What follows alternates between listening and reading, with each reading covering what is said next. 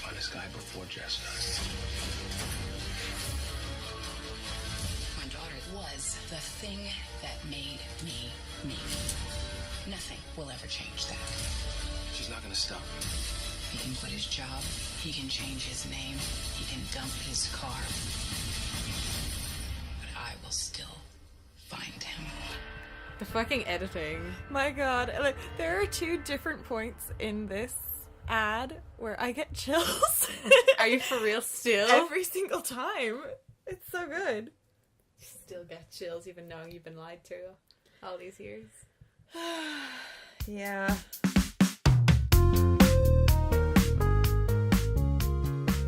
So, welcome back, everybody. Yeah, welcome back to Popcorn Dust. Yes, the freshly named Popcorn Dust. Stalely named Indeed. Popcorn Dust. You know, when Orla and I first started doing our show on Radio Week, we called it Stale Freshers. Oh yeah, I remember that. That was Yeah. a good name. Yeah, so good joke there. Good callback, sort of. Yeah. I feel like Stale Freshers as well. It has this like image of the kind of person who's like slightly too old to be turning up to like. That's You know. a very good point and perhaps very fitting. But anyway, yeah, so this is the second episode of Popcorn Dust, which did not have a name last time, but now it does. Thank you, Catherine. Very good naming. Yeah, I was. We were talking about it, and I was like really struggling to come up with anything. And I just later on, I just texted Saoirse like, "Popcorn Dust." Yeah, she was being infuriating, I have to say, because I was Yeah. coming up with all these names, and she was like, no, not feeling it. No. And I was like, okay, fine, but just give me something. And she was like, but I don't, this isn't my thing. And then she was like, I really don't know. And then one text later, Popcorn Dust. And then we were like, that's it, it's named. Yeah, it's fine. It'll do. No, we weren't. We really like the name. Yeah. But anyway, so yeah, we are Popcorn Dust. We're back. Last episode was Jurassic World and that entire franchise. This time we are talking about a film that we're both very, very passionate about, and we have a lot to say, so perhaps we should jump right in. After just mentioning, I wanted to do a little, I never expected to have to do this, but I wanted to do a little shout out. Episode 2, our first shout out. Yeah, because we got mentioned in another newly formed podcast, which is Carl and Jordan versus the Universe, which is a great name. No, versus the World. Oh, I'm an idiot. Oh, you just What one is insulted it? their name by... I don't know what it's called. Well, because I was just thinking it's a Scott Pilgrim reference, and that's Scott Pilgrim versus the Universe. Is it? No. Is it not? Maybe they're the universe and Scott Pilgrim is the world. Listen, guys, I did listen to the podcast. And you did also watch and also read Scott Pilgrim, so I don't know why you're... And made having an such entire difficulties. adaptation about Scott Pilgrim. This is not good at all. We were going to talk about their podcast just briefly, just to say that it was good and we enjoyed it, and thank you for mentioning us. And I meant to email in and I didn't get around to it, but I'm certainly going to, and it's going to be hilarious. You mark my words. But also, they are as they mentioned, members of Raw Music, and they just had a song do really, really well. Their last 2 songs have gone incredibly well. Yeah, and this latest one in particular, I really like. Yeah, well, I loved both of them. It's kind of hard for me to say. Yeah, which you're a one. big fan. I am a big fan, and I'm delighted to be a big fan because I love Carl. So I was so scared that I wouldn't like it, and it was what You'd have to be like, yeah, it's great. it's really great. Yeah. No, but I'm delighted because I never thought I'd be into rap, but this is just amazing. Rap is a good and legitimate genre of music. It is, and it's not that I think it's an illegitimate genre. I'm just of agreeing music. with you. True, we agree that rap is This good. is cordial. Carl is good, Jordan's good, and their other bandmate, who I believe is called Andrew, is also good. Yeah. So congratulations to you guys. We would love to come on your podcast, I say without having consulted Catherine whatsoever. Yeah, it depends on what we're talking about. What am I going to That's talk true. about? Yeah. What do I know about? If they bring us on to talk about, like, I don't know, law or something, that might not be our area of expertise. It might flub wildly, yeah. Yeah. Because if I don't know about something, I will just say that I don't know it. Yeah, that's maybe the best way to deal with it in that situation. Yeah, anyway, have us on, but talk about something cool. Yeah, talk about cartoons about gays. That's my yeah. special subject. Yeah, we could talk about Steven Universe all day. Yeah. Anyway, so back to what you might have heard earlier on was little snippets of us listening to one of the best trailers that I have ever seen ever. I think, honestly, like, I don't think I'm exaggerating when I say that the ad for the 2015 version of The Secret in Their Eyes, or maybe it's just called Secret in Their Eyes. It's called Secret in Their Eyes. Sorry, I always add the. But it was an incredible trailer. It was a really good piece of editing. You see, for me, like, I don't know that there was anything particularly special about the trailer itself. Like, I think the editing was fairly, like, standard for, like, a modern, you know, film. Mm-hmm. But I feel like the story that they were telling you with the trailer, mm-hmm.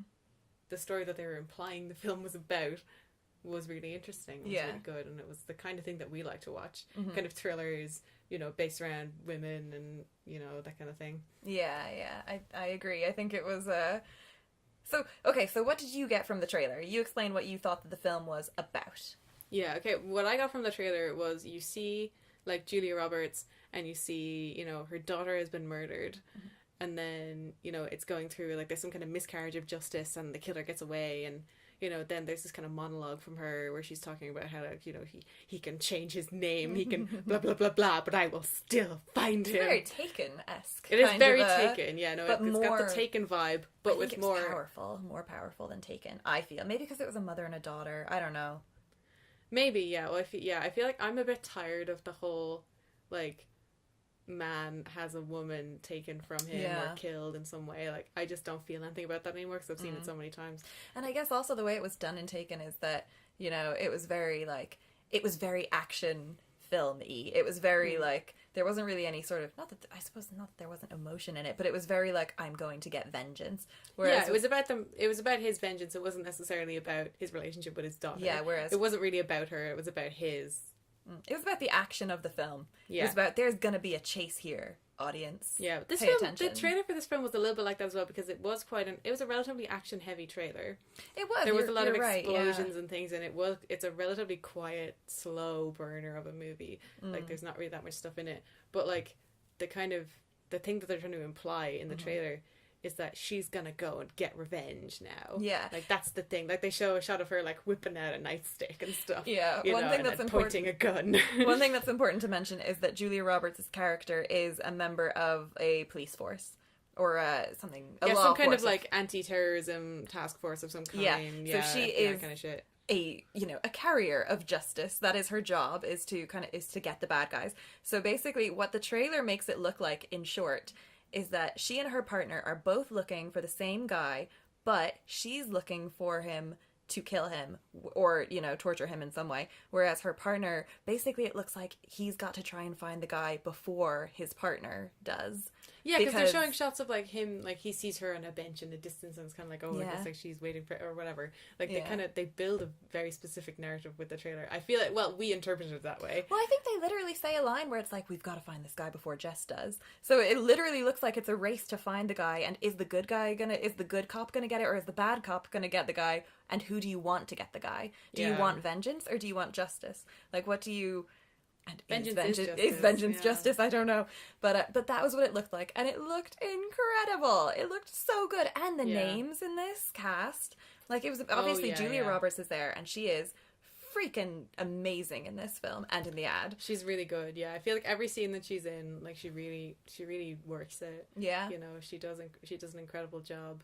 Yeah, and then there's Nicole Kidman as well, another great name. Yeah, and there is. Chiwetel Ejiofor, whose name I was gonna say perfectly, but just thank you for doing it. Yeah, I feel like my syllables were probably a bit miss. But yeah, you know. Chiwetel Ejiofor, Chiwa, little Chiwa. I don't know that he likes that. Maybe not. When he listens to this, he will be very mad that we call him something so degrading. Mr. Ejiofor, we apologize. Feel free to send us your complaints formally, and we will address them with you on the air. Yeah, like, I think if you're a person with a Nigerian name, like, in, like, an English-speaking role, like, he's English, like, you know, he's a British actor, so, like, I'm sure every single day of his life is filled with this. And you know what? I have to say, relatable, because being an American Saoirse isn't exactly... God, yes. Yeah, it's not an easy road I've had to travel. Yeah, you're comrades in that respect. Exactly. We're very close. Very close. So close, in fact, that you paused before saying his name because you were nervous. No, because I wanted to build up the drama. Oh, yeah. Because he means that much to me. Yeah. Anyway, he was in this film, is our point. Yes, he was in the lead man of this film. Yes. He plays a character called Ray. Yes, and so I'm sure you can all agree, very intrigued listeners, that is a great lineup of people. And really it is kind of mostly those three people. Like, they do kind of carry the film. It is them. I know that there are some other supporting characters, There's obviously. other supporting characters, yeah. But they're the guy Ray and whatever Nicole Kidman's character is called, Claire. They're kind of like, you know, the leading man, leading woman. They're kind of, you know, kissing and stuff. And like Julia Roberts is the person who should be the main character but isn't. Yeah, so Julia Roberts is Ray's... God, what's Julia Roberts' character? Jess. Okay, yeah. I wonder if we can I'm pretty happy to just say their real names. Okay. Okay, so Julia Roberts and Chiwetel are almost as close as he and I are in real life. They're partners, and this film is based on a 2009 Argentine film that was like, it's supposedly like a really good film. It's supposed to be like art. It's supposed to be art, yeah. No, I wrote one line in reference to this. It won the Oscar for Best Foreign Language Film. Oh, really? Yeah. Wow. So I did not know that. Yeah. Yeah, it did. The original. Yeah. Not this one. Yeah. Thank God. First of all, not really a foreign language, depending on where you're judging it. Yeah, the original, I believe it's in Spanish. Yeah. And I think that too, maybe it's not anymore, but that also was available on Netflix. This new version is on Netflix. The American version is on Netflix. Yeah, recently on Netflix. I believe the original was on Netflix, but I think maybe it got removed when this new one was added to avoid confusion. Really? I could not say that for sure. However, I have a phone right here and I will check. Fact checking live. Yeah. Okay, I'm going to search for Secret in Their Eyes and let's see what comes up. Secret in Their Eyes. Yeah, the new one has come up. I do not see the old one. And I know that at first... I'm gonna say I'm like a good 93% sure of this, that when I first checked Netflix to see if it was there, the original came up. Yeah. Because I started watching it, and I stopped watching it, now this is gonna make me sound quite bad, but I stopped watching it when I realized that it wasn't in English, because I tend not to do very well with films with subtitles. Yeah. I can't really read while getting a visual, like I will only be able to focus on one or the other, so I thought, oh, I better not do this, but yeah, so I didn't watch the original. I would like to. If I think I might need a couple of goes at it in order to get everything in. But having said that, we've seen this film like 4 times now. Yeah, no, I think I'm pretty okay with subtitles. I think sometimes it depends, like subtitle editing can be pretty bad. Like sometimes they'll give you way too little time to read something and you have to keep pausing it and rewinding it, and that kind of breaks it up really badly. But yeah. You know, could be fine. So I'm kind of I'm making assumptions here, but I am very kind of cruelly assuming that they removed the original for the other one. I don't know if there was a period where they overlapped. I don't know if there was a period where they had just taken the other one and then a while later this one came, but it happened over a period of a few months. So I would not be surprised if that's what happened. And if it did, I don't feel great about that either. Like, I don't feel like this film should replace any film anywhere. Yeah, like this is not replacing anything. Like, this is a net negative for film as a whole, I think. Yeah. Wait, that's cruel. I don't mean that. Yeah, and I am reluctant to, like, because it's weird with this one, because it's kind of not like, this one is meant to be taken seriously. This isn't like a fun trash film. There's some bits of this that are just genuine trash despite trying to be quite good, but there are other bits that I think are really good. So for me it's a wild back and forth. Yeah, I feel like I'm less conflicted about it because I feel like there's a high level of craft in this film. Like, there's a good, like, the cinematography is pretty nice.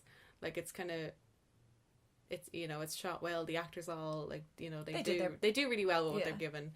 They do their best. Yeah, and, like, generally, like, the editing of it is pretty good. Like, it's just that the basic story of it is bad.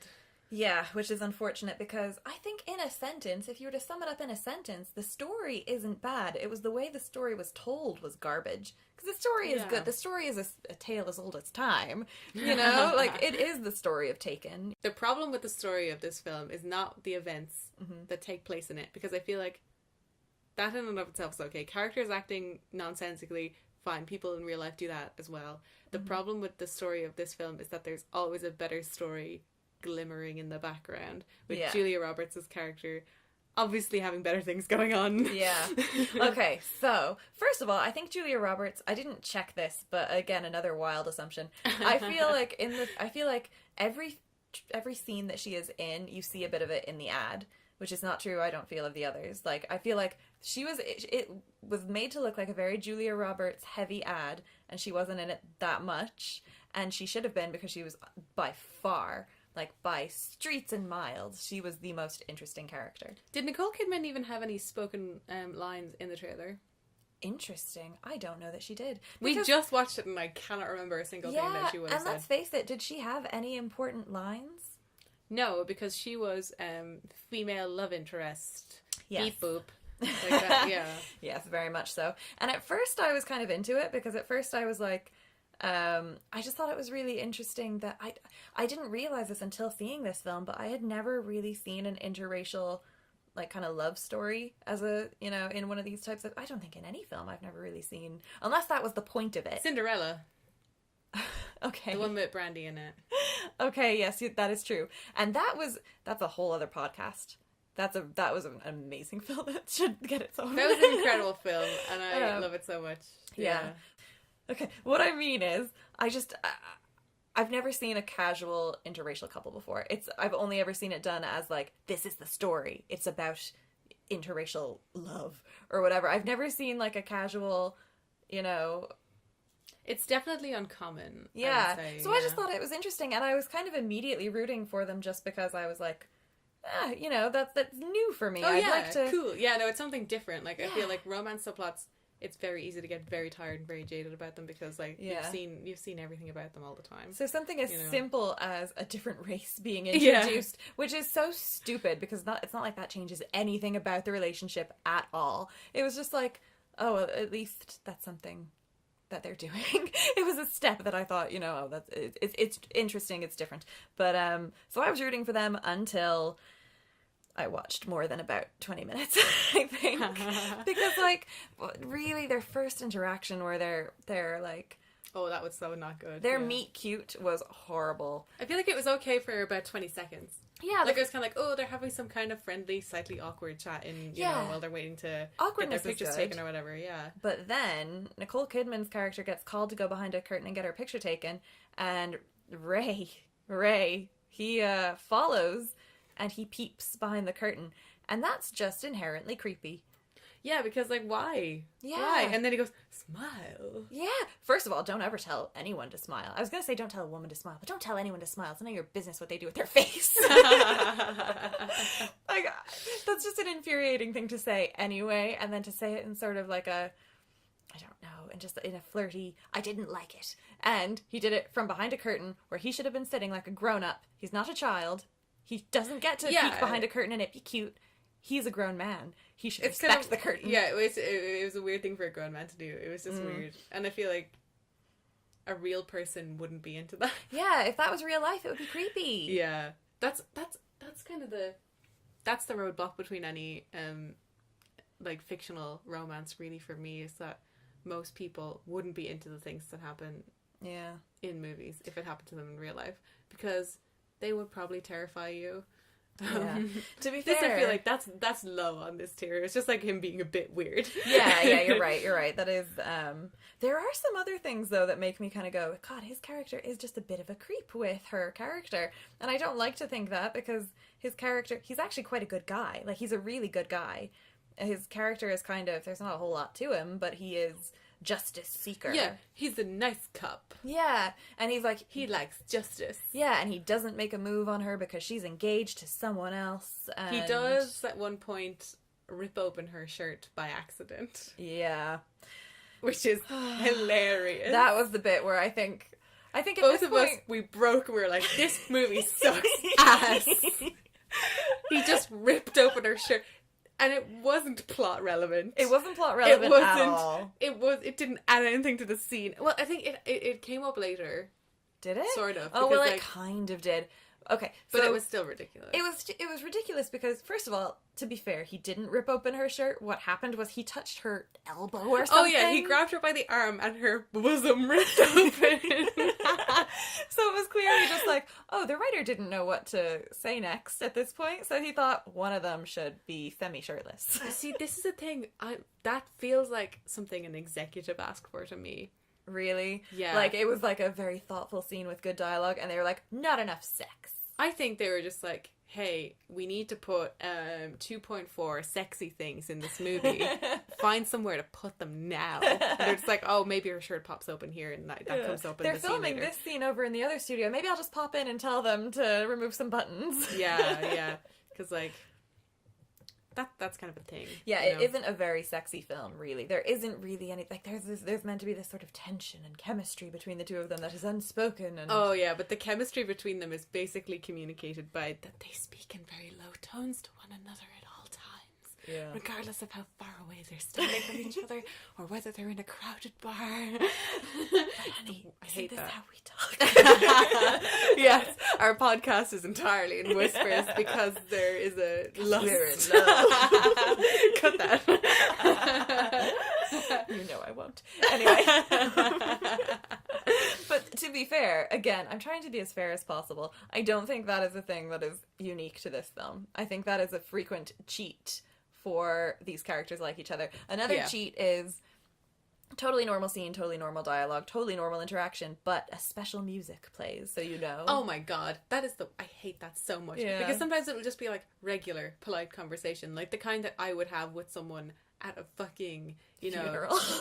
checkout or funeral, and it's like, well, Yeah. you put a fucking nice piano there. Exactly. Of course. Heartstrings are tugging. It's kind of, they're in love now music. Yeah. Oh my god. I know. Suck my ass. Who taught you that? Streets. But I'm yeah. very passionately hating. I know. Well, movie it's a romance, very yes, movie romance is quite terrible in general, especially subplot romance, because there's not a lot of time to actually develop any character stuff. Really, I think only very few do it well, and this film is not one of them, unfortunately. Yeah, super no. Yeah, so that was interesting. I feel like the only kind of interesting thing about either of their characters was their... Really, the only thing about their characters was that they had a romantic thing. Nicole Kidman's character had a husband who kind of knew that she was interested in Ray, and therefore they weren't super happy together, but they stayed together anyway. They apparently understand one another. There was a bit later on in the film where Nicole Kidman's character's husband comes into the room, and Chiwetel's character is there, and they're like, and he's like, oh, so he's here. He's been here this entire time in our marriage, or something like that.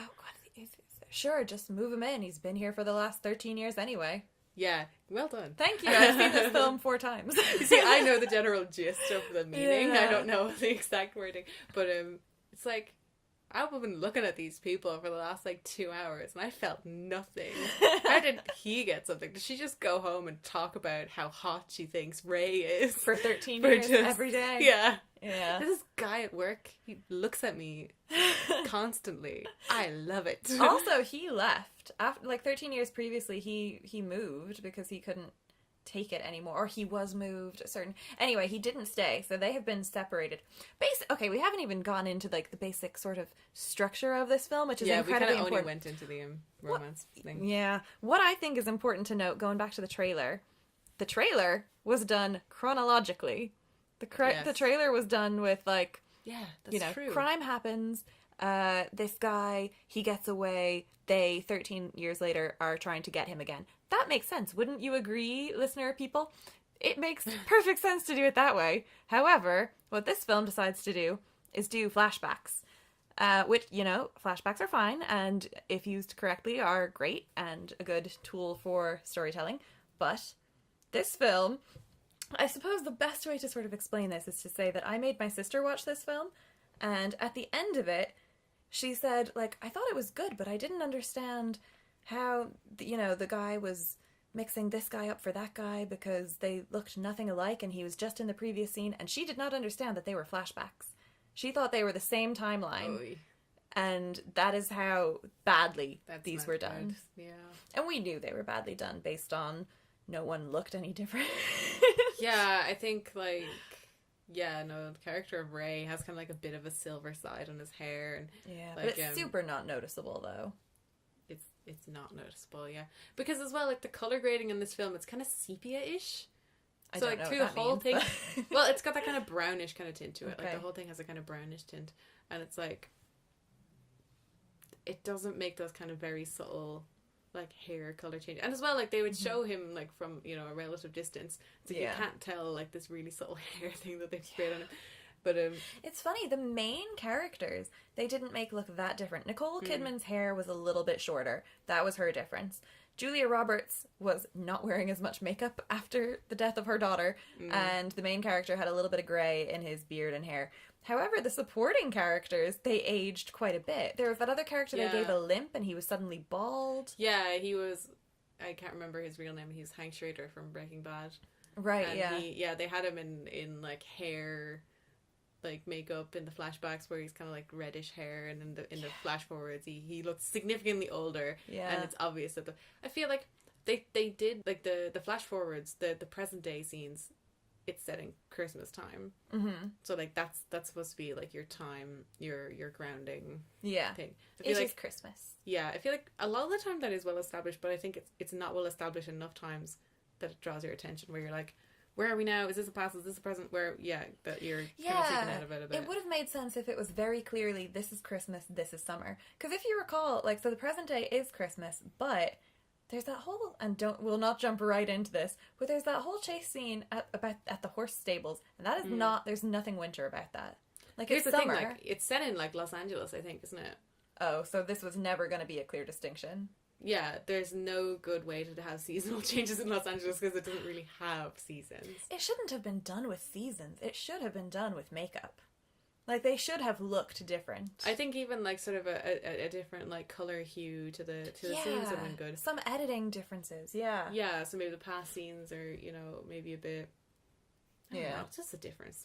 Anything. Yeah. Go on. So the way this whole thing works is that in the opening, we established that Jess and Ray are partners and that they work together. We establish their relationship. We establish that she has a daughter. And then we establish that that daughter is dead. And they have been called to the crime scene to investigate because they think that loosely it might be related to their terrorism case. It jumps forward to 13 years later when he is like, I found the guy, he's not going to get away again. But then it does all these flashbacks that make up essentially 50% of the film, where we're following up to the point where he gets away, but we know he gets away, so there's nothing in it for us. Yeah, there's absolutely there's no reason for us to care at all. I feel like a lot of the scenes, they're pretty cool. Like, I feel like, as you said, there's a big chase scene. Yeah, there's a couple. Yeah, well, I mean, specifically in the flashback, where they're chasing the suspect in this big baseball stadium, and like it's a pretty cool scene. Like, it's very high energy, you know. It's well shot or whatever, but like, you just don't give a shit because you're like, even if they catch him, he gets away. Yeah, like, we know the outcome. The start of the movie said so, and it's not like one of those things where like they tell you the end, you know, at the start or whatever. It's not like a Romeo and Juliet style thing. It's just like, in the end, they kiss and die together. Yeah, you know that there's another plot line wherein they're rectifying the thing that happens now. It's just, I mean, I don't feel like that's a deal breaker, but it's not great. It just feels a little sort of, you know what it feels like to me is like a limp handshake. You know, it's like there's a promise of something and they're just not giving it to me. You know, that's what it feels like. I know that at first when we watched it initially, that was like a big criticism that we had, which was that the chase scene was so stupid, and all the flashbacks were stupid because we knew the outcome of it all. But when we watched it, I think we watched it a second and then again a third time, and we have just much bigger issues now. Yeah, because like as we said, like in the start of the film, you know, Chiwetel Ejiofor's character, like he finds out. He has been looking at these pictures of people in like this kind of criminal database for like years, and he thinks that he's found the guy, and he shows a picture of the guy who he's found next to the guy who was the suspect for the murder, like 15 years ago, whatever the hell it was. 13 years ago. And they look the same age for one. they're the same gender. Yeah. They're both white. Mm-hmm. That is about as similar as they are. I have to say, I do disagree with you there. They've both got dark eyes. No, I do think there's a similarity there, but I'm pretty sure that the reason there's a similarity there is because of Photoshop. I don't think that either of those images is a genuine image of the people who played those parts. Because when you look at the scenes that they're acting, it's quite clear that there's no similarities. But I do think... very different face structure and everything. Like, so we just said it, like, it's not the guy. Yeah. He got it wrong. but also, like, the fact that they look the same age is just so glaringly stupid, because this guy is meant to be 13 years older than... Oh my god, yeah so much so.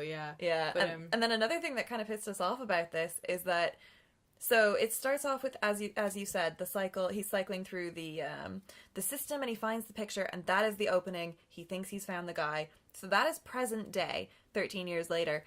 But we see in the flashbacks, we see them use face recognition technology. Yeah. That he did not use to find this guy, or if he had used it, it wouldn't have worked because... They're a different face. Yeah. It's a different person. Yeah, like, I mean, I feel like this could have been rectified either by just not mentioning facial recognition software. Like, that would have been super easy to not do. Yeah, because then we just, we probably would have thought about it, but it would have been like, oh, maybe he didn't have access to it at the time because he wasn't working with the... Yeah, we would have just suspended, we would have been fine with it. We would have just let it go. Yeah, like, you can let that kind of thing slide. Like, it's not... We're not that picky. Yes, exactly. Ignore the rest of this podcast. But, so they, like, and also they could have just thrown in a line about, like, he was intentionally looking because he assumed that this guy had changed face, which is ultimately what he says. He thinks, like, it's the guy, like, look at him, he's so the same, he's got a different nose, but he's the same guy. So it would have made sense if he had said, like, I've been doing this because I think that he has surgically altered his face. Yeah, or if he had any evidence to suggest that at all. Yeah, exactly. But basically, a guy has disappeared. Facial recognition software isn't doing the job in finding him, so this guy decides, I'll do it manually. That'll work. That'll be better. Yeah. So he does this for 13 years. He cycles through, like, 1,000 faces a night for 13 years. And then he goes back to Julia Roberts and Nicole Kidman, and he says, hey, gals, I found him. Wink. Hey, ladies, I got your murderer. Mm-hmm. Nicole Kidman did have a line in the trailer. Oh, yeah? She said, we've had many, false leads over the years, and Jess dies a little bit every time. Oh, yeah, you're right. Just to, give her credit where credit's due. Yeah, I'm sorry, Nicole. Yeah, you did good with what you had. I'm sure you were very hurt, and I'm sure you were listening. I'm sure you were hurt by how cut out of the trailer you were, because you were in it a lot. So were your boobs. Oh my god, and as well, like, going back to the kind of objectification of Nicole Kidman, like, it's not frequent, but it's there enough that you're like, hey now, what's this? Yeah, it's maybe not frequent, but it's so there when it's there. Yeah. It's quite clearly, like, she's, like, I feel like her character isn't even... Like, she's a model, is what her character is. Yeah. Like, when no one's in the room even, she's just sitting in such a way that it's just... she's posed. Yeah, her hip is popped, and her, she's got one leg brushing the side of the other, and... Yeah, well, we're supposed to feel like... I don't know what we're meant to feel, but I don't think that's what we felt. No. I just got angry. I was just looking at her and being like, okay, whatever. Yeah. Whatever you do in your own time, it's fine. But we're trying to work a case here, Nicole. Yeah, I remember there was one shot where, like, the two main characters are in the car. They're driving somewhere, and the camera is kind of sitting in the backseat, kind of angled towards Nicole Kidman for whatever reason. And she just 90% her leg. Yeah, there's just this bare leg taking up like 20% of the frame, and you're just looking at it like, why is this here? Yeah. Why do you want me to look at this? I'd rather see what her face is doing. Like, I'd rather see her expressions as they have this conversation than her leg. Yeah. Just personally. It's just a personal preference thing.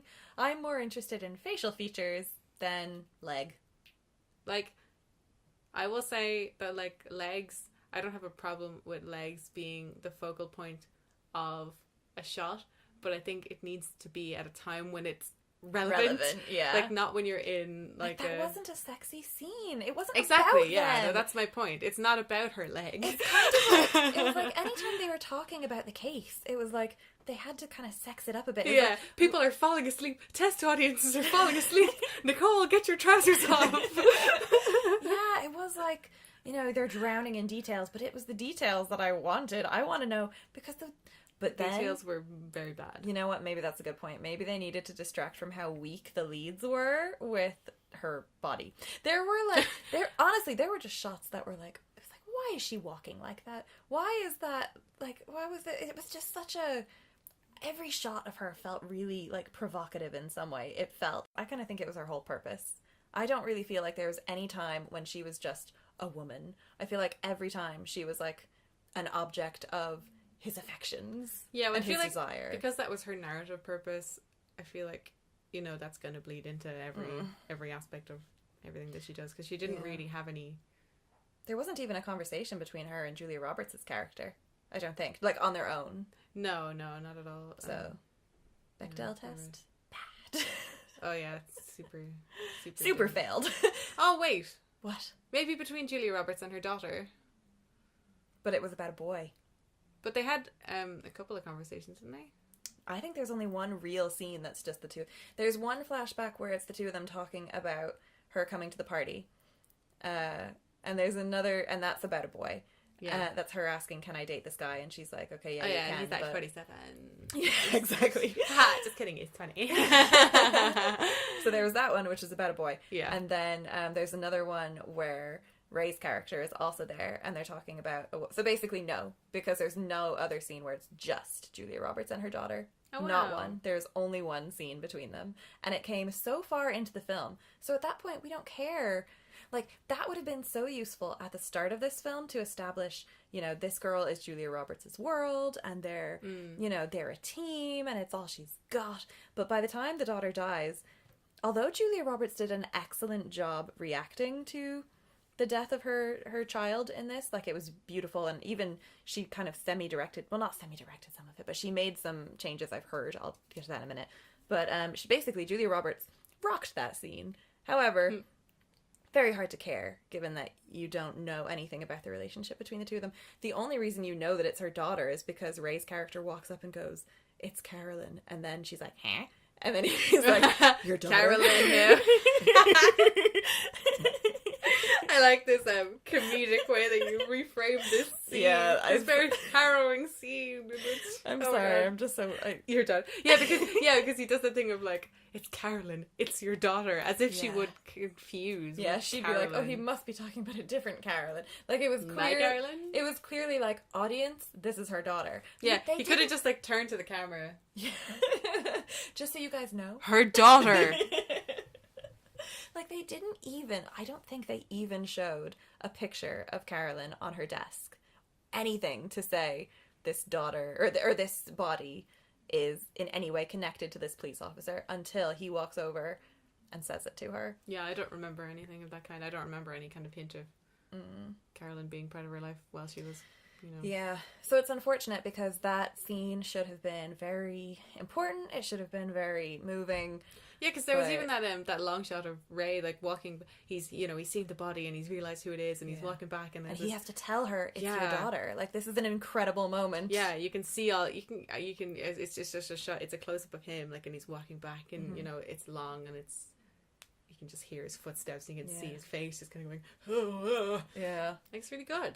Oh, you think it was really good? I actually think it needed some cuts. Just leave it. I don't know. I didn't think his reaction was strong enough to merit that big long walk. I thought it should have been a big long walk, and we should have been able to see every thought he was having, but I kind of didn't buy it, to tell you the truth. I'm very sorry, Ejiofor, my love. I don't know. I just didn't think it was... I think it would have been better if we had known that it was her daughter. I think we'd know everything he's going through. I don't think it should have been I feel like he looks into the dumpster and he has a reaction, and I feel like that's all you really need. That's all that I really needed.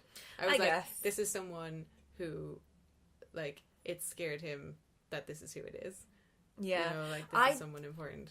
I suppose I think that it should have been half his reaction and then half him getting closer to Julia Roberts and watching her from afar, you know, joking with her colleagues and that kind of thing. I think it should have been a total juxtaposition of He's walking over in a personal hell, knowing he has to tell her her daughter's died. Meanwhile, he looks over at her, knowing these are her last moments of happiness ever. And she's joking around about, you know, like, just joking at a crime scene, because she would be. That's her job, so it's normalized for her. She's familiar. Yeah, that's something they were already kind of doing, wasn't it? They were being very flippant about it. Yes, but I think that would have been better at that moment. And then he walks up. We see, like, the rest of his reaction, and he says it to her. I think that would have been better. But just for me. Absolutely disagree. Okay, I think that was a good... I just do. I think it was good the way it was, and I think more shots, more cuts would have dampened it. Okay. I think it would have taken the energy entirely away. Well, I guess we have to disagree occasionally. Because I think, like, the scene already told you how Julia Roberts is feeling this time. She's feeling a kind of, like, gallows humor kind of thing. And yeah. Like, you already have that established. You don't need it to be re-established several times. You know what I mean? I agree. I don't think it needs to be re-established. I think it would have been better established on this walk. I think the juxtaposition would have been better at that point. Because you don't care that she's... Like, at this moment, we don't care either that there's a body in the dumpster. I think you do once you see him react. Yes, but the point that they're joking is not when you've seen the body. No, but you have that knowledge. You're primed with that knowledge of it wasn't serious. Now it's serious for him, and he has to bring that seriousness to everybody else now. I don't know. I'm sorry, I disagree. I just think it would have been better if the joking had been... I can't believe we have to break it up now. You and I have to break up? Yeah. Oh. Okay. Because you're wrong. Because our views on filmmaking differ. Yeah. Yeah, and you know what? You're probably right. I'd say everyone in the world is listening to you and going, yeah, no, she's her girlfriend. Nobody saw this movie. That's a good point. Nobody saw this movie. So if you're I don't know a single person. I don't know why, but yeah. but fair play. Yeah. Also, what we should have said at the start is, oh my god, if you haven't seen the trailer, just shut this off right now and go see the trailer and then come back, because you need to see the trailer, I think. Yeah. Going back to, I just said, like, oh, she did a little directing. That was a very, the director would be pissed off with me for saying that, because she didn't direct anything. But I heard, the bit that I thought was my favorite bit of the entire scene, I looked at it and I went, oh, that's good writing. It was actually, apparently, it was Julia Roberts who, like, put this bit in. When she jumps into the dumpster, kind of, and to cradle her deceased child, which is, you know, very moving and lovely in itself.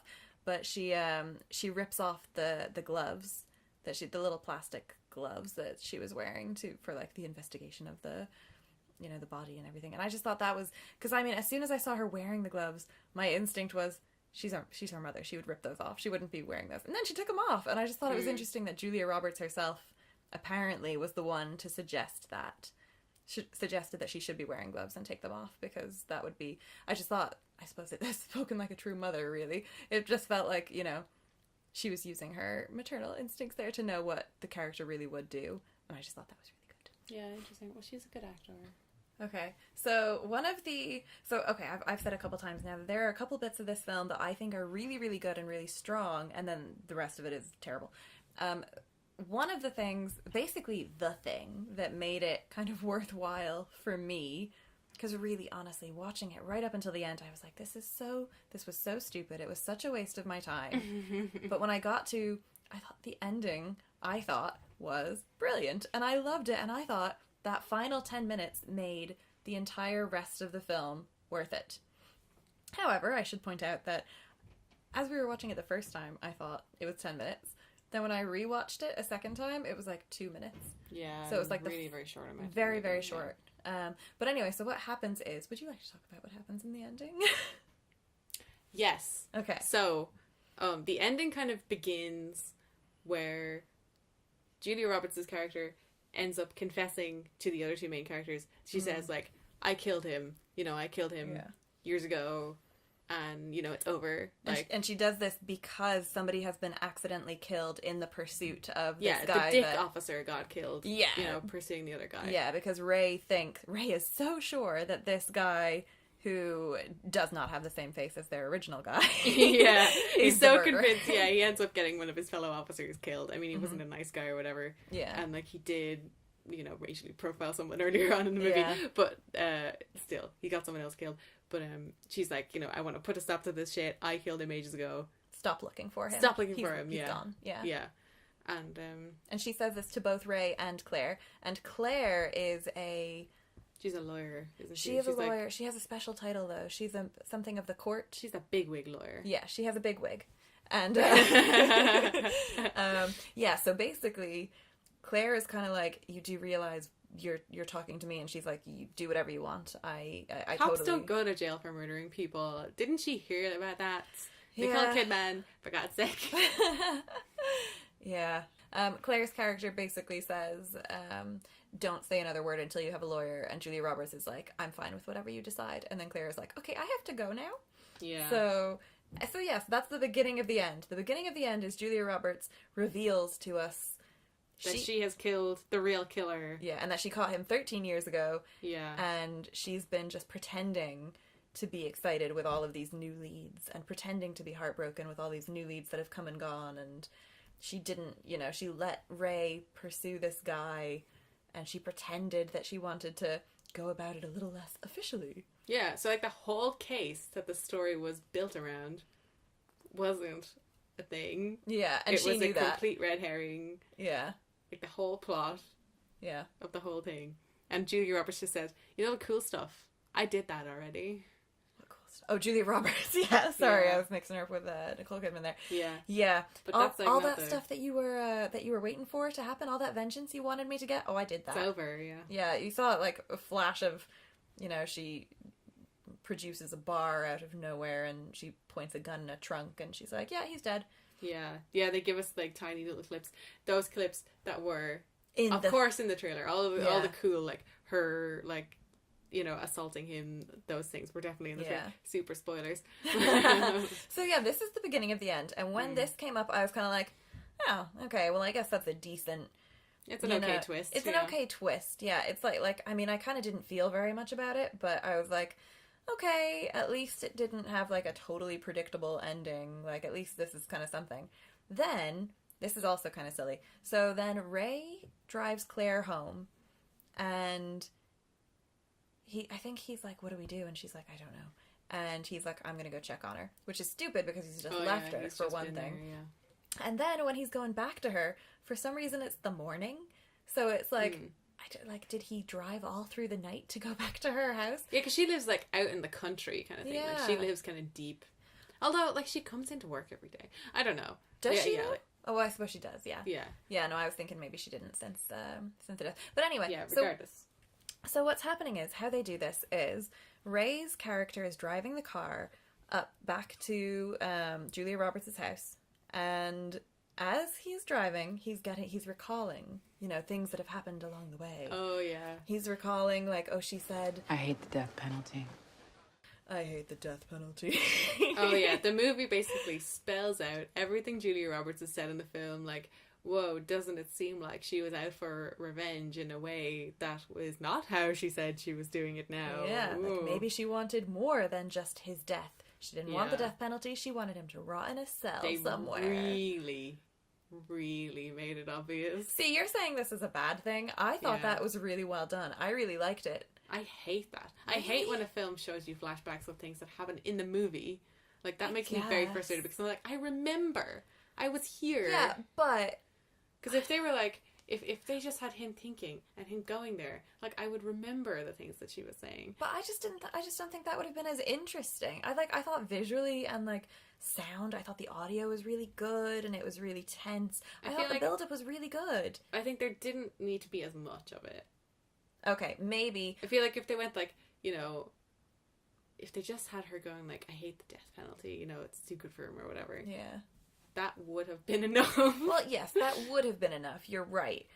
But, okay, so what we're getting from this is that Catherine likes things done very artistically and very subtly. I need it spelled out for me, as you may recall from the whole clone situation last time. Jurassic World clones, yeah. Yeah, but anyway, so I totally disagree with you. I loved how that scene was done. However, that really isn't the bit that needs to be discussed right now. The leading up to the final moment isn't the important bit. The final moment is the important bit. So what happens is that as he is recalling all this, he goes into, basically he kind of recalls, oh, she moved somewhere quiet where basically she wouldn't have any neighbors and no one would she didn't have anyone around, so she was living in solitude, and he follows her into her, like, what even would you call it? It's kind of a barn type thing. Yeah, there's kind of a weird disused barn, kind of weird shed barn thing. Where she has built a cell and she is holding Marzin hostage. Marzin being the real killer. Marzin being the real killer, as far as we know. Was it ever proved? I think it would be... he kind of confessed. Well, I suppose he kind of did. But also, like, if we go back to that interrogation scene, that was all fucked up anyway. But I would have loved it if it had turned out that actually he was innocent. That would be amazing. It's like... Plot twist, then a plot twist, and then a plot twist. Come on, triple twist. Yeah. Yeah. But, as you know, we're meant to just accept that he is the killer, which he most likely is. Killer and rapist, by the way. So we haven't mentioned that, but this was a very just thorough... so you all know. Well, this was a very thorough The crime. real shit guy. And so, I just to give context for, I suppose, the extent of revenge that she wanted for what was done to her daughter. And I thought this was a great ending. I thought this ending was fantastic. And also the lines in this scene were really good. Like, the writing in this scene was really good. Because it was minimal, I guess. It was minimal. It wasn't like the rest of the film. I feel like it really over dialogues things that don't really need to be. Yeah. They don't really need to be. Yeah, I agree. But in this scene, like, obviously, Ray is looking horrified, realizing, oh my god, she's been holding him hostage. This is horrible. And he looks at her, and she kind of shrugs, and she goes, life sentence, right? And then he goes, for you too. And I just thought that was a really good bit of writing. And anyway, Ray leaves his gun, goes out into the garden, and starts digging. Clearly, like, I'm on your side, but this comes to an end now. You skipped over a part of the scene that I really liked, which was, you see Mr. Murderer guy, and he looks like garbage, and he's covered in shit, and his, his horrible beard, and he can barely speak. He can barely speak, and the only thing that he can bring himself to say is, can you please get her to talk to me? Yeah. Because, like, he's been in this cage for so many years. Yeah. And, like, that's the ultimate torture, is that he can't be, like, in contact with other human beings, and the only person he sees doesn't even look at him. Like, it just shows you, like, the extent of cruelty that she's willing to show him, which I was like, get him. Yeah. Get him, girl. That's funny, because I didn't really read into that. I read that differently. Mm-hmm. I read that as, can you get her to, like, talk to me as... Like, I kind of thought he wanted to plead his innocence. I thought it was kind of like she won't... she's not giving me a chance here to... Yeah, it's that kind of desperation of, like, you're trying to explain, you're trying to plead with someone and they're not listening to you. Yeah. This ending, you're right, you're right. I did skip over that because I suppose I'm trying not to care too much about it. Because that was, my initial reaction to this was, this is the most horrifying thing in the world. I am no longer...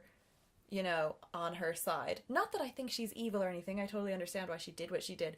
But I think his torture was the worst thing that a person could go through. So I found myself feeling sorry for this guy who did this horrible, terrible thing and was awful all throughout the film as well, in the bits that we saw him. Like, he was a creep. He was horrible. But in the end, I was like, I felt terrible for him. I didn't feel like he got what he deserved. I felt like this is... Like, that, it really messed me up, kind of. Yeah, you felt quite strongly about that for a while. Yeah, because I suppose I had never really thought about... I mean, I don't often think about torture, but I did think, upon seeing that, I was like, yeah, that is the worst torture that there could be. Being somewhere and... Like, it's not even like prison, where you have the luxury of other people and services and all that kind of... Like, it just... The solitude of it. Solitude makes it sound nice. The isolation of it was just horrible. And the fact that she was in the middle of nowhere and he could scream as loud as he wanted and no one would ever hear. To me, it was just... it made me feel... it made me feel things. Yeah, see, that was the thing that I think was present in the original film. Like, that element of it. Yeah, well... So I know, obviously, the plot is different in places. Yeah, I don't really want to know about the ending too much because I don't really know. Colin did tell me the ending. Colin being a mutual friend of ours, he did tell me the plot and the ending, but I can't remember. I know that there was a doctor involved, but that's all I know. So I'd like to watch it and be surprised. So, yeah, I thought the ending was really, really strong. I really enjoyed it. I kind of thought it made the whole thing sort of worth it for me. And there were 2 or 3 scenes that I thought were actually really, really good. And I feel like if this had been kind of made into a short film, focusing on those scenes, I feel like it would have been really good.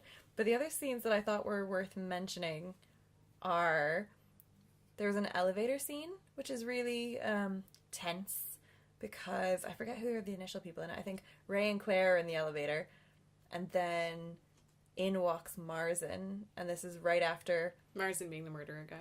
Sorry, yes, Marzin being the murderer guy. And this is directly after an interrogation scene that they have had with him, where basically he confesses, but then they beat him up. So he gets away because, like, it looks like he has beaten a confession out of him, which is perfectly reasonable, I feel, based on how horrible he looks. And based on, you know, that's, like, false confessions are, like, a really common thing as well. Like, so that wouldn't be unreasonable. And it was kind of like that's why I'm kind of like, if this was real life, that confession I wouldn't have bought it at all. Because they kind of actively taunted him into saying something aggressive. And they were basically, they were kind of like, you weren't smart enough to pull off this crime. Yeah, who's a dumb little boy with a tiny penis? Yeah, that's just, oh my god, that was gross. That was the bit that was the thing that ultimately made him confess, was that she was like, oh yeah, no, he was. No, I don't even want to say this. It was gross, basically they were like, the person who did this had a big penis, and you clearly don't. And so then he takes out his penis to show them that he does, and that is kind of the confession by penis. I don't feel like that's admissible evidence. Like, no offense, investigators. Exactly. But... That's why I'm kind of like, do we know that he did this?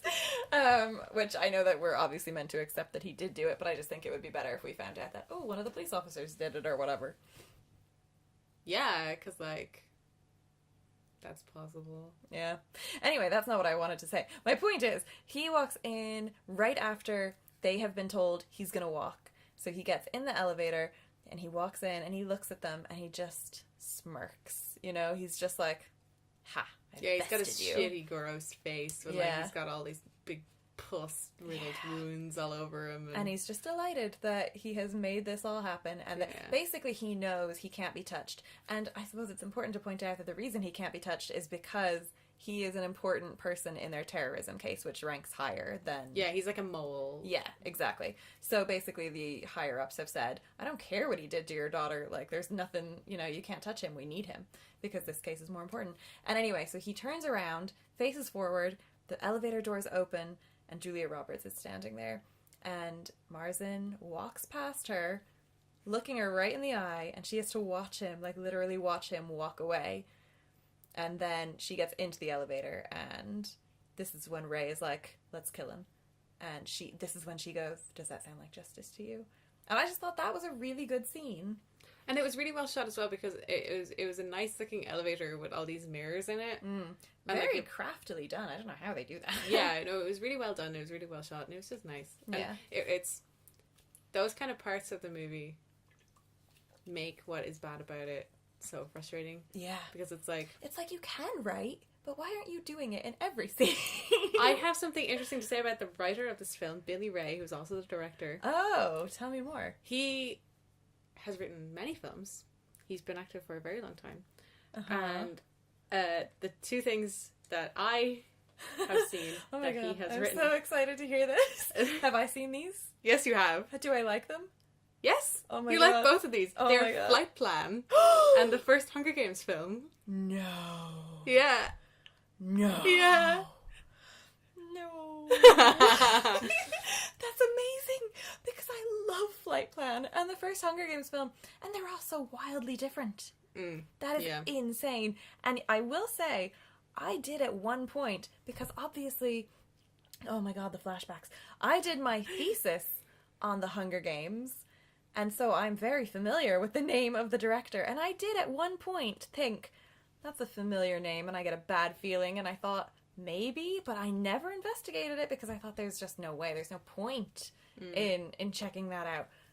But, oh my God. Because I also, this film, The Secret in Their Eyes, I also used that for my degree, because I wrote a film review on it, and about how terrible it was. About a film critique, rather. So again, I had to mention the director. I cannot believe it. Thank you for telling me this. That is upsetting. I mean, like, I guess it's emblematic of how you can't blame any piece of, media's failings on one person. You can't, like, load everything onto, like, say, this guy was a bad writer, that's why this movie failed. It's like, well, he's written things that, people have liked and we have liked, so it doesn't mean... So he wrote both of those films. Did he write and direct both of them, or did he write or direct? No, he didn't direct either of those films. Okay, so he was the writer. Yeah. Interesting. He has directed, I think, maybe 3 other films than this one. Okay, I'm still going to be a little harsh and say, like, well, with Hunger Games, he had source material that's not straight out of his brain. He had source material for this too. You are so right. Because this, oh my God. Not only is this a remake, the original film was based on a book as well. God, so there's a lot of source material here. You know what? You are so right. You're so right. Okay. Okay, so this isn't... So I wonder what went wrong. Because obviously, Julia Roberts was great, and the cinematographer was great, and I feel like the set designers were also pretty good. Set design was okay too, yeah. Yeah. I mean, it was kind of invisible, I thought. In certain respects. I guess so. I suppose maybe I'm kind of thinking, like, maybe I am just kind of accrediting them with the work of the cinematographer, because I am thinking, like, oh, the shots looked good.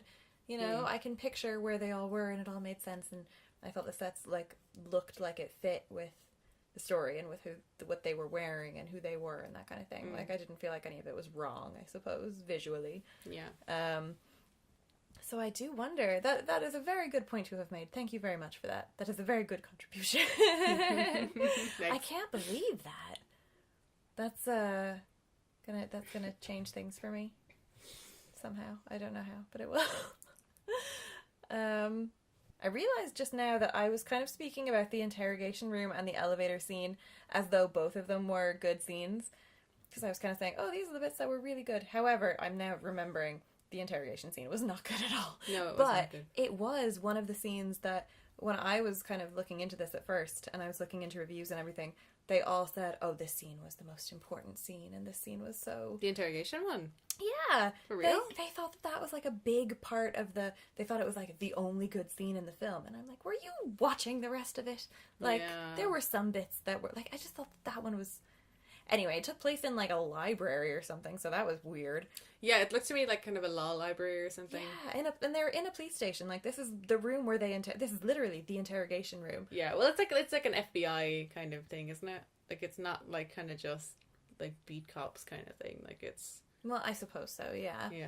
But I mean... So they would have, like, law books and things. I don't think they'd have it in an interrogation room with a criminal. I don't think they'd want anything. That's the thing, like, I think they were just interrogating him in a room.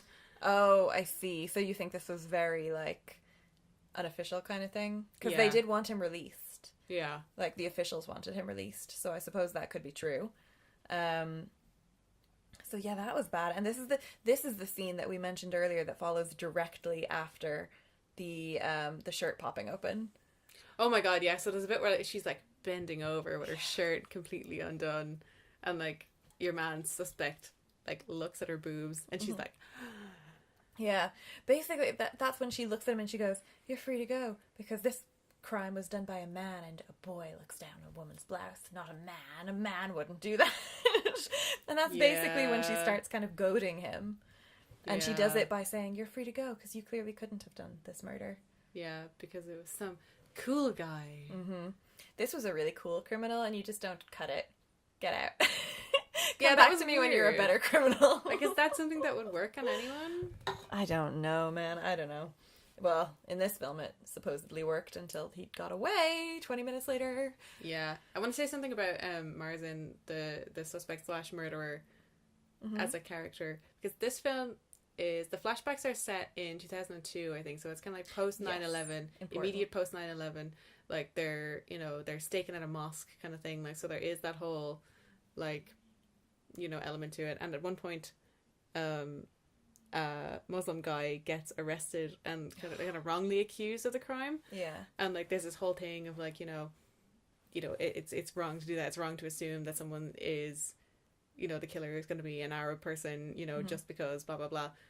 But the character has, like, this kind of, like, Russian accent. Of course. And it's like, okay. I kind of thought it was more... Is it Russian? I sort of thought it was more, like...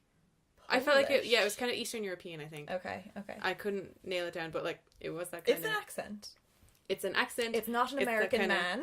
Yeah, it's that kind of Eastern European kind of accent that is very stereotypical bad guy. You are so right, because obviously that is the point that he was going, it's despicable that you would coerce a confession out of this guy who doesn't even speak English. You just assume, you know, based on skin color, and then you're so right. And then it's just another kind of cinematic kind of stereotyping thing. Yeah. It was weird. It was like, if It you're is gonna weird. go for a thing where it's like, If you're gonna make a stance. yeah, it's not the Muslim guy. It's, you know, some random American guy. Like, that would be a statement. Not like, it's the Lithuanian. You know what they're like. Oh my god.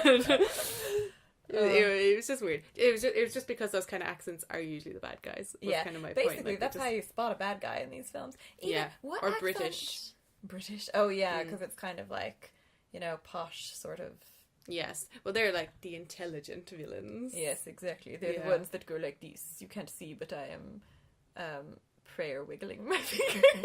She's tenting her fingers. Is that what that means? Yeah. Well, I wasn't doing that. I was wiggling them. I was Mr. Burnsing. She was Mr. Burnsing, yeah. That's a Simpsons reference for people who don't know. Yeah, Saoirse doesn't watch The Simpsons. I do not, but I just successfully made a reference. Yeah. So Got me out of a tight spot there. one of us. So yes, a very good point well made, I feel. Yeah, it was just weird to kind of half make a point like that of the film. Yeah, to be no. like, stereotyping, what? What was the accent of the guy who was the mistaken identity man? Mistaken identity man? Pac-Man. Oh, he was just American. Was he just He was American? kind of Brooklyn, I think. So it would have been better if it was him. Pac-Man is the guy who, 13 years later, he's going by Pac-Man, and Ray thinks that this is Marzin. Yeah, he's an idiot. this is the fake murderer. Yeah, This is the one exactly. who's not the real murderer. Yeah. And completely different accent even than the original guy. Like, Ray, come on. Like, how... were you paying attention to the details of this crime that apparently impacted you so much? Yeah. And again, to reiterate, he did get one of his fellow officers killed. Yeah. In the pursuit of this dude who wasn't the guy. Yeah. There was all sorts of things wrong with this. Yeah. Although, like, I feel like the failings of a character are not, like, plot holes. No, they're not. But at the same time... This guy's a terrible policeman is the point that He's a very bad policeman. Yeah. One of the other things that really bothers me about this, and it's not something I'm going to, like, harp on about, but, like, this is, like, at the initial, not interrogation, at the initial, like, they found the body and people are talking to them, investigating, like, oh, where was Carolyn today? And Ray is right there beside Jess, Carolyn's mother, the victim's mother, Julia Roberts. You know all this. He's right there beside her, and she is asked, oh, what was she doing today? And she's like, I don't know. And then she cries, and, you know, that makes sense. But Ray was meant to meet up with Carolyn. Yeah, so he knew where she should have been. He knew where she was meant to be, but he just thought, I better not mention that. That might upset her. So he didn't tell. He withheld information. He withheld information. He obstructed justice and should be in prison. Exactly. That motherfucker. In front of, like, the mother of the victim, as well as his colleagues who are, you know, seeking justice. Like, so that really bothered me, because he's clearly not good at his job. Very terrible, yeah. Very terrible, but very passionate justice seeker is this Raymond. And also he has face blindness, clearly. Yeah. I just want to say that I have a favourite moment in this movie. Okay, please tell me about it. And it is, they are following some shitty lead that one of the many. Yeah, this is in the present day segment where, you know, they know that the killer likes horse racing or something. So they go to a stadium, an unspecified horse racing place, and you know, the Hank Schrader from Breaking Bad goes to Ray, you know, oh, what are we doing here or whatever, you know, and he's like, oh, you know, we're gonna go to the stables. He goes, why are we gonna go to the stables? And Ray goes, That's where the horses are. that's where the horses are. That's where the horses are. It's like, Brilliant writing. yeah, like, why did any of that? What? Yeah. I don't know. It was a weird moment. It was a weird, like, I kind of wasn't sure if I should laugh or not, because I was like, am I misunderstanding this? Yeah, or are it was they just really like, saying just that's where the horses are, Yeah. so that's where we're going. This is my lead. He likes horses. Where's a place with horses? Let's go to where the horses are, this horse place. And like, Yeah. and he's there. I know. And that is just a prime example of the sort of the terrible, like the incredibly weak leads in this. Like, Oh the my God, they're like, so bad. The trail of this is like, at first it's like, so they break into Marzin's house to kind of investigate. They find a comic book and they're like, and it's a home, like he has made this comic book. It looks really well. It does. He's very talented. But like, they take this comic book and from it, they're able to determine that he likes baseball based on the names that he gives the characters in the comic book. Oh, and they're so tenuous as well. It's like, this character has a surname of this, and that was a player back in 1957. Yeah, and it's exactly. like, excuse me? Yeah, like, What? first of all, that's ridiculous. But so then from there, they're like, oh, he really likes baseball. So therefore, well, two different things happened. Julia Roberts' character is like, he likes baseball. He'll go to this bar because this bar is specifically where all the old baseball players hang out. So he'll come here all at the some Dodgers come to hang out here. Yeah, Exactly. So that's the first thing. And that incidentally is where she finds him to kill and murder him later on. No, she didn't kill and murder him. Sorry, to hold him hostage. So Julia Roberts... Kill and murder separately. Yes, exactly. So Julia Roberts was correct in her crazy stretch of a lead. But anyway, so that happens. And then Ray is like, okay, I think that's stupid, but you're right. He does like baseball. So let's go to a baseball stadium just for a game. And they do. And they find him. And then that chase scene happens, which we discussed earlier. In a stadium of 10,000 people. Yeah, they just happen to be in the right section. Yeah, they show you this like aerial shot. I think they say that like, oh, this is our like third night or whatever we've been coming to these games, and it's like still, and they're just standing there like looking into this one stand. Yeah, like how did you find him? Yeah, no, that was bonkers. So that was one, and then the other thing. So yeah, they knew that their original killer, the real guy, liked art and baseball. Those were the two things that they were able to assess about his character, and they do catch him at the baseball scene. And that's what leads into this interrogation scene and then him getting away because of the beating incident that we referred to earlier. But then later on, when they're looking out for this new Pac-Man guy, it's like, does he like art? No. Does he like baseball? No, we have no evidence of that. He really likes horses, though. It's the same guy. I'm sure it's the same guy. He looks nothing like it. He has none of the same attributes. He has a different accent. And he's somehow the same age. He hasn't aged in 13 years. He hasn't aged in 13 years, and he's doing completely separate crimes now. He steals cars. Yeah. So let's pursue this guy, and let's do it by, we know he likes horses, so let's go to a stadium. Enter Catherine's favorite scene. That's where the horses are. That's where the horses are, yeah, because I feel like it's emblematic of their whole... Yeah. The whole problem with his whole tactics about solving crimes. Yeah. He's like, he likes horses. He'll be where a horse is. Yeah, it's wildly stabbing in the dark and getting lucky sometimes. It's a shame. It's like his whole character is just a very, very lucky guy who doesn't know how to be a detective, and he really wants justice, and he'll work very hard to get it, but he's not doing it the right way. And he doesn't get it in the end because ultimately everything that he thought was wrong. So Yeah, it's a shame. Sorry about your character, Chiwetel, sorry. Yeah. Chiwetel Ejiofor. Yeah. So tough luck with your character being a dumbass and not knowing how to police. How to please. How to cop. And I think that is roughly a summation of how we feel about this film, which, by the way, has given us hours of material for conversations. Yeah, we love talking about this movie. A lot. Yeah. Very passionate. I feel like no one likes this movie as much as we do.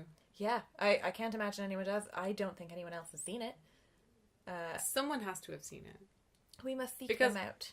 Like, it definitely, like, it made its money back. Did it? At the box office, yeah. Wow. Well, I can understand how that would happen because it did look really good and it has such a great cast. Of course people would go see it at first. Yeah, but I can't trailer was imagine. pretty good. It's weird that the reviews are not as bad as they should be. Yeah. The reviews are kind of like 3 out of 5. You know? Yeah, they're kind of split. I think kind of reviewer type people were quite harsh on it. But like, good, that's their job. Yeah, I suppose the more general audience reactions to it were more warm, but still not great. Yeah, it's interesting because when we watched it, like, to us, it was just apparent. From a half hour in, we were like, God, this is kind of bad, isn't it? And then about an hour in, we were like, this is terrible. Like, this is really bad. Because that was a point when we were watching a film when we both kind of realised that it's not good. Yeah. Like, there's a breaking point where we're like, this is garbage, and we're going to enjoy it on a different level now. Exactly. We've changed our minds about how we're going to look at it. How we're going to enjoy this movie. It was disappointing because I was so looking forward to this film. So that it was kind of a hard blow to be like, oh God, this is really bad. But my point is, you and I both being media people, we look at it and we know what's wrong with it.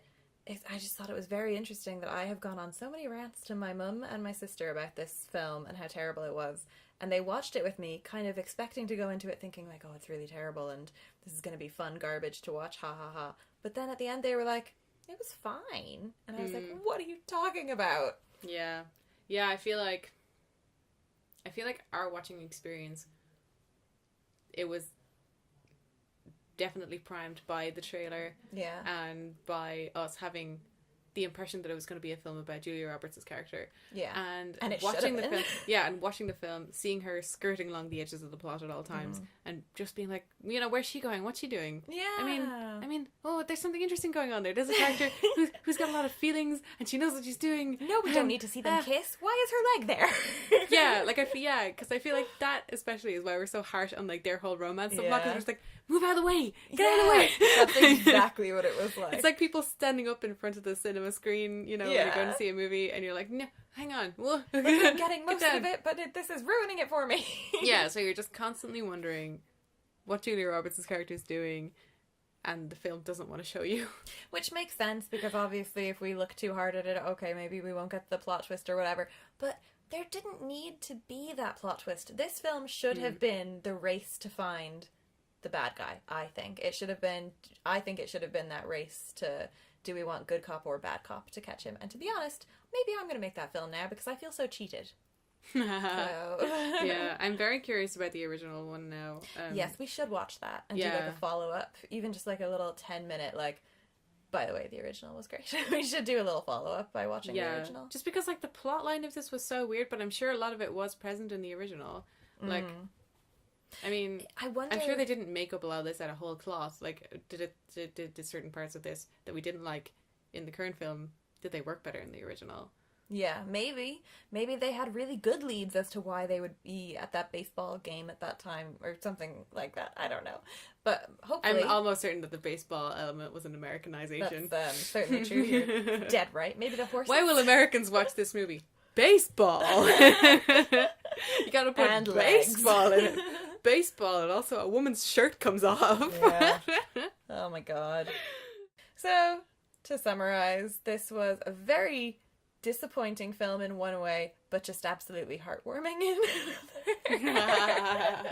It gave us so much. It gave us something to love. It did. In an interesting way. So you were talking about possibly us seeing The Meg soon. I'd like to see that. My sister went to see it today, or rather last night. She told me about it today, and I just think it sounds like something I'd enjoy seeing. Prehistoric, giant animal. Sounds sort of like Jurassic Park. Yeah, it could be good to do a podcast about it. It depends on, for me, it depends on, I might not have that much to talk about it if it turns out to be kind of a Sharknado kind of thing, because I super don't care about that kind of thing, where it's like purposefully trying to be as shit as possible. I don't know if that's the way this is going to be. But anyway, yeah. So I would like to see it, and I would like to do a podcast if we can get the material out of it. Yeah. Is how I would like to... That's the cliff I want to leave this on. Yeah. So maybe hear us talking about a big shark next week. Yeah. Or sometime after that, possibly, depending. Why did I say next week? It's going to be next week when we see the movie. Yeah. We won't be talking. It'll be 2 years by the time you hear this podcast. Yeah, it will be Christmas 2027. Yeah. So, see you then, guys. Yeah, Merry Christmas. Good night, everybody.